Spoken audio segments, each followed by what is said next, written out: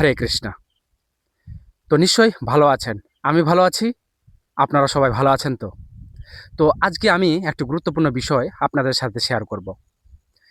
আসছে আগামী ১৬ই মে, মল মাস, যাকে বৈষ্ণবরা পুরুষোত্তম মাস বলেছেন।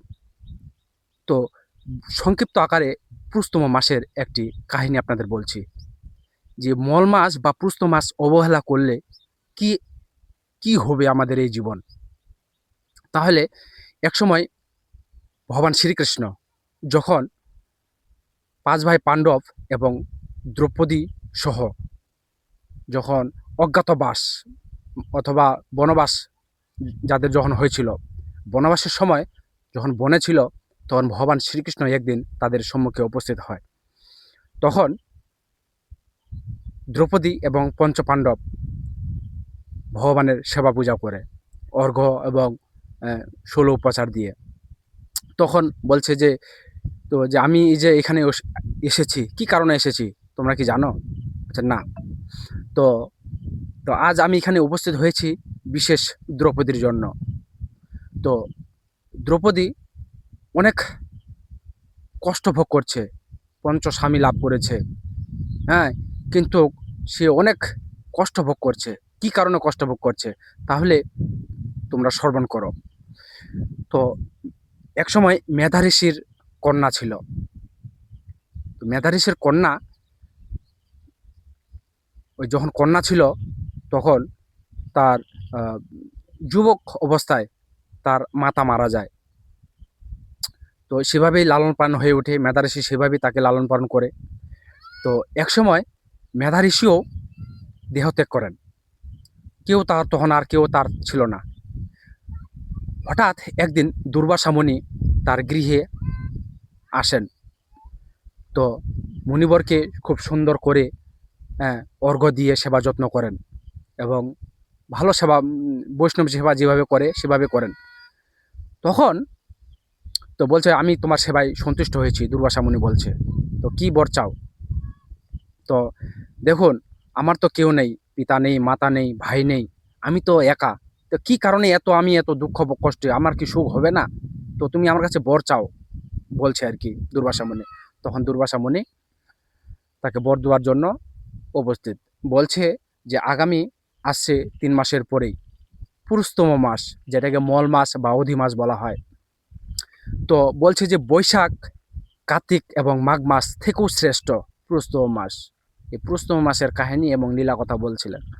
বলার পরে যে তুমি এই পুরুষোত্তম মাস যত্ন সহকারে পালন করলে তোমার অচিরেই সমৃদ্ধি এবং সুখ লাভ হবে, এভাবে বলছে আর কি। তখন তো মেধা ঋষির কন্যা তো সেটাকে অবজ্ঞা করে। আপনি কেন মিথ্যা কথা বলছেন? বৈশাখ এবং কার্তিক থেকেও শ্রেষ্ঠ পুরুষোত্তম মাস? আমার তো মনেই হচ্ছে না। তখন এই দুর্বাসা মুনি রেগে গেল। মানে খুব রেগে গেল আর কি। মানে এমনিতে জানেন যে দুর্বাসা মুনি মানে অল্পতেই রেগে যায়। তো যেহেতু তার মেধা ঋষি তার মানে বন্ধু হয়, তাই তাকে অভিশাপ দিল না। তো বলছে যে যাক, তোমাকে আমি অভিশাপ দিলাম না। কেন? তুমি আমার মিত্রের কন্যা, আমার আমার কন্যা স্বরূপ। তখন বলছে যে তোমাকে এই পুরুষোত্তম মাস অবহেলার কারণে তোমাকে কষ্ট ভোগ করতে হবে, দুঃখ কষ্ট ভোগ করতে হবে। এটা প্রকৃতির নিয়মেই হবে।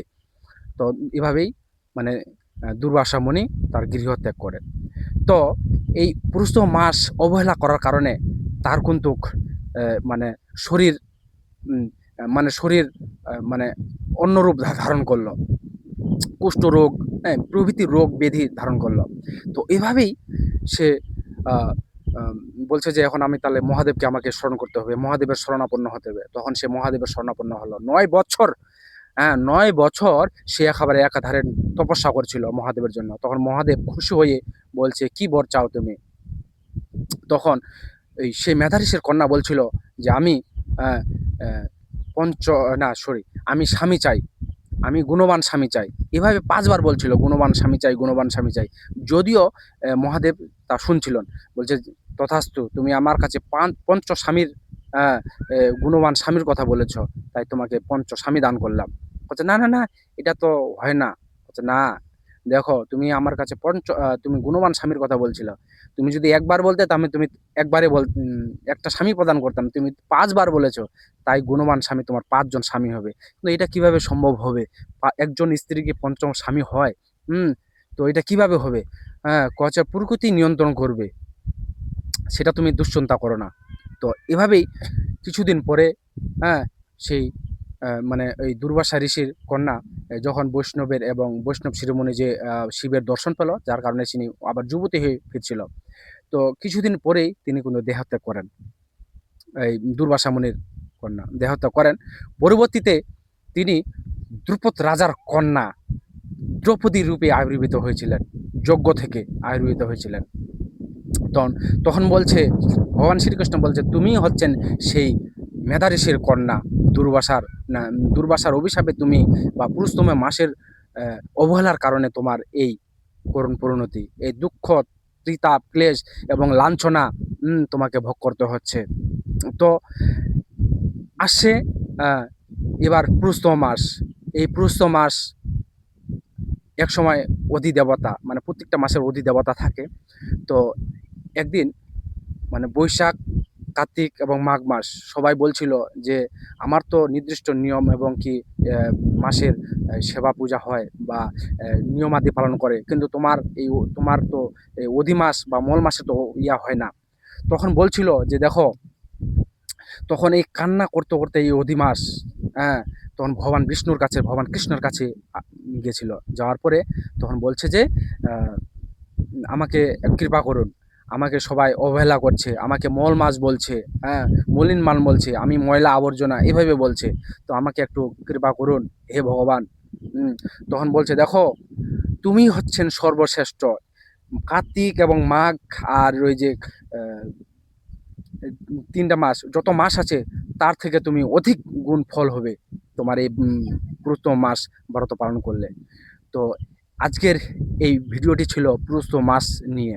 তো মল মাস এবং পুরুষোত্তম মাস, মল মাস যে যারা নাস্তিক বা সাধারণ আমাদের গ্রামের ভাষায় মল মাসকে গুরুত্ব দেয় না, কেননা মল মাসে ভালো কাজ হয় না, অনুষ্ঠান, বিবাহ, যজ্ঞ প্রভৃতি এই মানে মল মাসকে খুব তুচ্ছ মনে করে।